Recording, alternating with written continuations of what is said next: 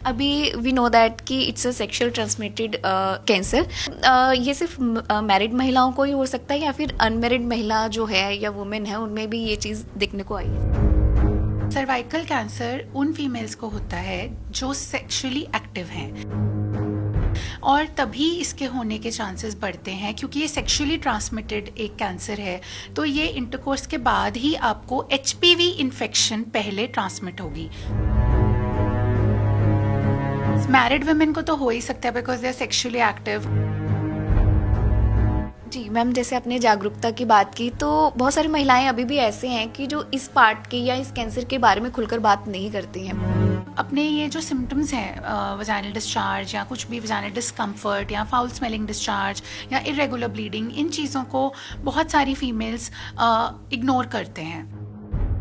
तो अभी जैसे एचपीवी वैक्सीन भी आ गई है, बहुत सारी चीज़ें आ गई हैं इसको लेकर कि इस बीमारी से या इस कैंसर से महिलाओं को बचाया जा सके। तो उसके लिए क्या एज रहती है कि इस एज से अगर हम प्रिकॉशन लेना शुरू कर दें या फिर वैक्सीनेशन ले लें तो महिला को इससे बचाया जा सकता है? गर्ल्स को वैक्सीन लगनी स्टार्ट हो गई है from 9 years of age till and it goes up till 45 years of age. Hello friends, welcome to Naari. और इस समय मैं यहाँ एक बहुत ही इंफॉर्मेटिव इंटरव्यू के लिए हूँ क्योंकि हम सब जानते हैं कि जो बीमारियां हैं तेज़ी से फैल रही हैं, खासकर महिलाओं में। अगर मैं बात करूँ सर्विकल कैंसर की तो उससे रिलेटेड आज हम बात करने के लिए पहुँचे हैं डॉक्टर सुकृति शर्मा जी के साथ। हेलो मैम, वेलकम टू नारी। Thank you. गायनिकोलॉजिस्ट डॉक्टर सुकृति शर्मा आज हमें प्रॉपर बताएंगे कि सर्विकल कैंसर होता क्या है और इसके बारे में हमें जानकारी होना बहुत ज़रूरी है और क्या क्या चीज़ें हैं जो अगर हम ध्यान में रखते हैं तो उससे बचा भी जा सकता है। मैम, बहुत सारी महिलाएं हैं जो आजकल इस कैंसर की शिकार हो रही हैं। सबसे पहले ये कि सर्विकल कैंसर और सर्वाइकल कैंसर, इन दोनों में लोगों को बड़ा ज़्यादा कन्फ्यूज़न रहता है कि ये सर्विकल कैंसर होता है या सर्वाइकल कैंसर होता है। So it is just a pronunciation कि आप उसको सर्वाइकल कैंसर बोलते हो या फिर आप सर्विकल कैंसर बोलते हो। आप कुछ भी बोलो, वो रहेगा बच्चेदानी के मुंह का कैंसर। जी, तो ये किन महिलाओं में ज़्यादा होने की जो है संभावना रहती है क्योंकि रिस्क रेट बहुत ज़्यादा है। अब हमने ये भी देखा है कि बहुत सारी महिलाएं इस कैंसर से अपना जीवन भी खो रही हैं। तो इसके अकॉर्डिंग क्या है? सर्वाइकल कैंसर तो होता ही फीमेल्स में ही है और अब आजकल cervical cancer is the 4th most common cancer in women all over the world and second most common cause of death due to cancer in women in India. तो it is increasingly rising और हमें इसके against जितनी भी हो सके उतनी जागरूकता पैदा करनी चाहिए लोगों में। जी मैम, जैसे आपने जागरूकता की बात की तो बहुत सारी महिलाएं अभी भी ऐसे हैं कि जो इस पार्ट के या इस कैंसर के बारे में खुलकर बात नहीं करती हैं। तो आपके पास कितने केसेस आ रहे हैं आजकल इस कैंसर को लेकर और कितनी अवेयर आपको लगता है कि महिलाएं हैं सच में इस कैंसर के बारे में? जो तो अर्बन या सेमी अर्बन फीमेल्स हैं उनको तो इसके बारे में काफ़ी नॉलेज है क्योंकि वो सोशल मीडिया पे एक्टिव हैं। वो देखते रहते हैं कि कैसे अपना ध्यान रखना चाहिए लेडीज़ को या क्या सिम्टम्स हो सकते हैं, क्या क्या वैक्सीन्स या क्या क्या हेल्थ चेकअप्स लेडीज़ के लिए अवेलेबल है। लेकिन रूरल इंडिया में इसके लिए ज़्यादा नॉलेज नहीं है। अभी वी नो दैट कि it's a sexual transmitted cancer. तो इससे ये सिर्फ मैरिड महिलाओं को ही हो सकता है या फिर अनमैरिड महिला जो है या वुमेन है उनमें भी ये चीज़ देखने को आई है? देखिए, सर्वाइकल कैंसर उन फीमेल्स को होता है जो सेक्सुअली एक्टिव हैं और तभी इसके होने के चांसेस बढ़ते हैं क्योंकि ये सेक्सुअली ट्रांसमिटेड एक कैंसर है। तो ये इंटरकोर्स के बाद ही आपको एचपीवी इन्फेक्शन पहले ट्रांसमिट होगी क्योंकि ये एक वायरस का बनाया हुआ कैंसर है। सबसे पहले एक एचपीवी या ह्यूमन पेपिलोमा वायरस की infection due to sexual intercourse किसी फीमेल को होगी और फिर वो आगे कैंसर में बनेगा या नहीं बनेगा ये डिपेंड करता है कि लेडी की बॉडी में रिस्क फैक्टर्स हैं या नहीं है। जी, तो अभी जैसे एचपीवी वैक्सीन भी आ गई है, बहुत सारी चीज़ें आ गई हैं इसको लेकर कि इस बीमारी से या इस कैंसर से महिलाओं को बचाया जा सके। तो उसके लिए क्या एज रहती है कि इस एज से अगर हम प्रिकॉशन लेना शुरू कर दें या फिर वैक्सीनेशन ले लें तो महिला को इससे बचाया जा सकता है? देखिए, अगर आपको पहले तो ये देखना चाहिए कि इसके सिम्टम्स क्या हैं। सो सर्वाइकल कैंसर के सिम्टम्स हो सकते हैं आपको इरेगुलर ब्लीडिंग, या फिर आपको मेंसेस के अलावा भी अगर बीच बीच में स्पॉटिंग होती है, या फिर spotting during sexual intercourse, and अगर आपको गंदा या फाउल स्मेलिंग वजाइनल डिस्चार्ज हो रहा है, आपको रिकरेंट या बार बार वजाइनल इन्फेक्शंस हो रही हैं, या फिर आपके मल्टीपल सेक्सुअल पार्टनर्स हैं, या फिर आपके पार्टनर के मल्टीपल सेक्सुअल पार्टनर्स हैं, आपकी पुअर पर्सनल हाइजीन है, आपकी इम्यूनिटी लो है, या फिर स्मोकिंग या वेपिंग जो आजकल बहुत कॉमन है हर तरह की जनरेशन में, so that is also a very big contributing factor to cervical cancer. So ये सारे रिस्क फैक्टर्स हैं, ये सिम्टम्स हैं। तो अगर आपको लगता है कि आपके अंदर ये सिम्टम्स हैं या नहीं भी हैं, तो भी हमें ये देखना चाहिए कि हम सर्वाइकल कैंसर को प्रिवेंट कैसे करेंगे।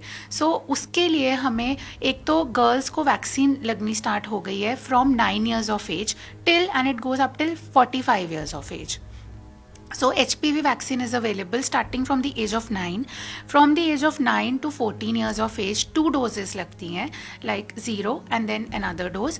And 14 years के बाद 15 years onwards 3 doses लगती हैं, 0, 2 and 6, मतलब एक आज, then एक 2 months के बाद और एक उसके भी 4 महीने के बाद। So ये सारी चीज़ें देखनी चाहिए। एंड उसके अलावा कुछ स्क्रीनिंग टेस्ट्स अवेलेबल हैं, जैसे कि pap smear test. Pap smear test बच्चेदानी के मुंह का एक जो पानी या कुछ सेल्स वहाँ पे होते हैं, कुछ सिक्रीशंस वहाँ पे होती हैं, उसको लेकर हम पैथोलॉजी लैब में भेजते हैं और फिर वो सेल स्टडी करते हैं कि इसमें कोई ऐसे चेंजेस तो नहीं आ रहे कि फ्यूचर में जाके सर्वाइकल कैंसर होने के चांसेस होंगे। So pap test should be done for every lady starting from 21 years of age after every 3 years. So if it is normal then every 3 years. अब आजकल हम पैप टेस्ट के साथ HPV DNA टेस्ट भी करते हैं। तो अगर आपका पैप टेस्ट और HPV DNA दोनों नेगेटिव हैं, तब आप 5 साल के बाद स्क्रीनिंग टेस्ट के लिए जाइए। अगर ओनली पैप स्मीयर किया है और वो नेगेटिव है, तो every 3 years till the age of 60-65 years आप अपना पैप स्मीयर every 3 years करवाइए।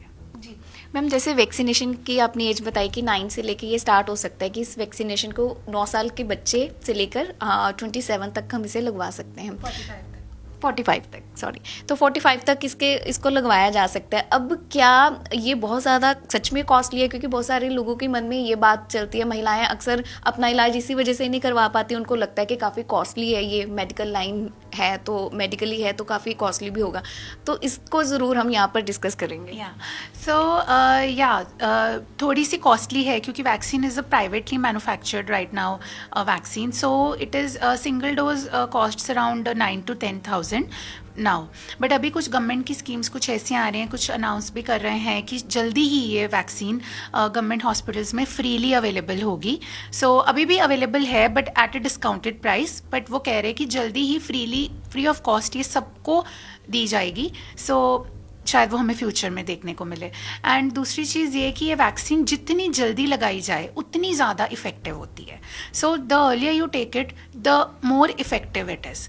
मतलब अगर 9 साल पे, 13-14 साल पे, मतलब if the girl is not yet sexually active and at that time she takes the vaccine, then it will be give her a better protection as compare to if she is taking it at an older age. जी, अगर vaccination मान लीजिए लगवा ली, तो उसको कितने time तक हम उस मतलब जो सिम्टम्स हैं या कह लीजिए उस बीमारी तक हम अपने आप को सुरक्षित समझ सकते हैं?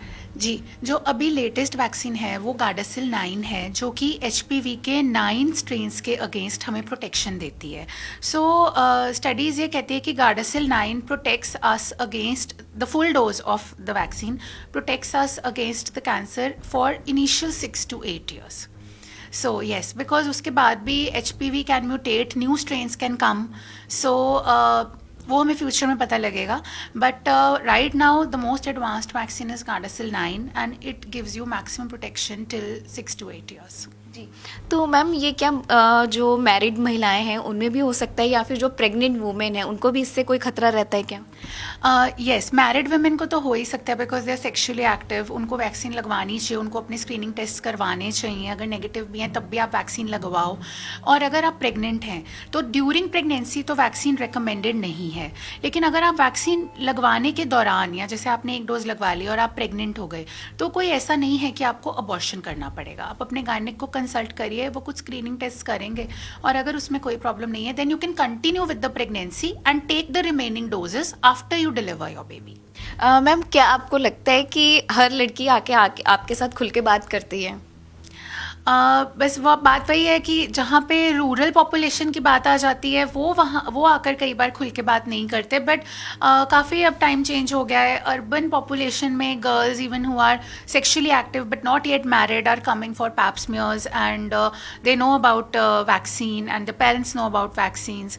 सो रूरल पॉपुलेशन में थोड़ी हमें ज़रूरत है, जैसे कि हमारे घर में कोई काम करने वाले हैं या कुछ अभी बिलो पावर्टी लाइन कुछ लोग होंगे, उनको थोड़ा नॉलेज अभी कम है, बट अर्बन पॉपुलेशन में नॉलेज काफ़ी हद तक है। तो लास्ट में एक क्वेश्चन मैम मेरा ये है कि बहुत सारी जो फीमेल हैं इस बात को लेकर बात को रखती नहीं है, चाहे फैमिली हो या फिर अपनी डॉक्टर हो, किसी के भी आगे अपनी इस बात को रखने में बड़ा हिचकिचाती हैं। तो आपका क्या मैसेज है इसके आगे? हाँ, मेरा मैसेज सारी फीमेल्स को यही है कि सबसे पहले हमें अपनी हेल्थ का ध्यान रखना चाहिए। जो हमारा इंडियन एक कल्चर है, जो हमारी एक इंडियन लाइफस्टाइल है लेडीज़ का, वो ये है कि अपनी फैमिलीज़ को या अपने बच्चों को वो ज़्यादा मतलब प्रायोरिटी देते हैं हम, बट हमें खुद को भी ज़्यादा प्रायोरिटी देनी चाहिए। थोड़ा सा अपने बारे में भी सोचें, और अगर आप अपने ये जो सिम्टम्स हैं वजाइनल डिस्चार्ज या कुछ भी वजाइनल डिस्कम्फर्ट या फाउल स्मेलिंग डिस्चार्ज या इरेगुलर ब्लीडिंग, इन चीज़ों को बहुत सारी फीमेल्स इग्नोर करते हैं। एंड हमारे पास पेशेंट्स आते हैं जो काफ़ी कई बार लेट स्टेज पे हमारे पास आते हैं ड्यू टू फैमिली रिस्पॉन्सिबिलिटी, या फिर उनके मन में कुछ हेसिटेशन रहती है डॉक्टर के पास जाने के लिए कि डॉक्टर के पास जाएंगे तो पता नहीं क्या डिटेक्ट हो जाएगा। तो वो उस चीज़ को कई बार कोई हर्बल मेडिकेशंस या कई बार कुछ ऐसे घरेलू नुस्खे, कुछ ऐसी चीज़ें करके उनको प्रोलॉन्ग करते रहते हैं कि ठीक हो जाएगा, या फिर उनको इग्नोर ही करते रहते हैं। तो मेरा मैसेज ये है कि आप इन चीज़ों को इग्नोर ना करिए और आप अपने ऊपर भी उतना ही ध्यान देने की कोशिश करिए जितना आप अपने फैमिली मेम्बर्स के ऊपर देते हैं, और फिर ही हम इन सर्वाइकल कैंसर जैसी मेजर बीमारियों से छुटकारा पा सकेंगे। Thanks ma'am. सो ये हमारी पूरी कोशिश थी कि जितने भी नारी की महिलाएं हैं, जितने भी नारी के व्यूअर्स हैं, उनको इस कैंसर से अवेयर करवाया जाए। अगर आप इससे रिलेटेड और कोई क्वेश्चन करना चाहते हैं तो आप कमेंट सेक्शन में जाकर क्वेश्चन कर सकते हैं। पूरी कोशिश रहेगी कि आपके इस सवाल का जवाब भी दें, और इसके अलावा कोई मेडिकल लाइन में आप कोई भी नारी के साथ जुड़कर कोई भी इंफॉर्मेशन लेना चाहते हैं तो पूरी कोशिश रहेगी कि उसकी इंफॉर्मेशन भी आपको लेकर दें। Thank you. नारी से जुड़ी मोर अपडेट्स के लिए हमारे इंस्टाग्राम को फॉलो, फेसबुक को लाइक और यूट्यूब चैनल सब्सक्राइब करना ना भूलें।